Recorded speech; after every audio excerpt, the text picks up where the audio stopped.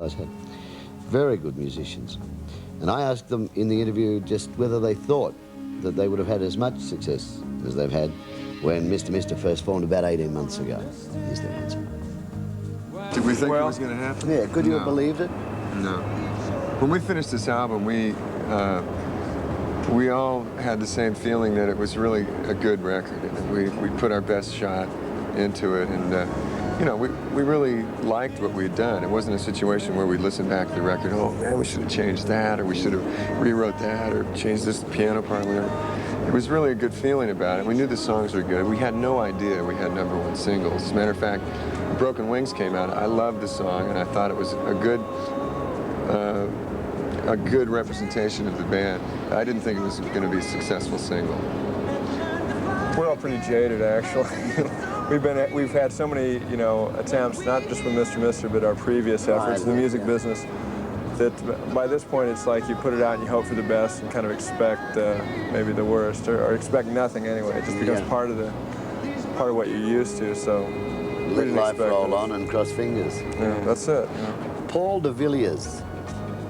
How important was he with this latest album? Extremely important. It's de Villiers. De Villiers? De Villiers is a French. So we have a race out here called the Villiers, and it's spelled the same way. I'm sorry. Really? That's my ex-racing background. He'll forgive you. So Paul de Villiers, how important was he? He's a guy that grew up with Trevor Rabin, who was the guitar player in the band, Yes, in South Africa. And they started out as kids, you know, doing demos and things like that. Oh. Yeah, except for you were hatched. They grew up together and moved to London and did some work, and he gradually found his way over to LA, where a friend of ours mentioned him, and we were looking for a guy that wasn't a typical LA type producer, or you know, a guy that had a string of hits and would put his stamp of production on our album, on our sound, and we just didn't want to do that. We wanted to find somebody that was hungry, that had fresh sounds, that understood what we were trying to do, and we found him. It was just a gut feeling that we all had about him. And just, can you fix up the name? We're going to go to Kyrie. We've tried to fix up that name. It's not Kyrie, it's not... It's Kyrie. Kyrie? Yeah. That's the way you want it said from here on in? And it's really, it's nothing to do with a girl, is it? No. It has nothing to do with it. Give us the story as we go to it. Kyrie is a Greek word. It means Lord. Kyrie eleison means Lord have mercy on us. And it's from the Greek part of the Catholic Mass. Would you have got that feeling coming from the family background that you came from to write that song?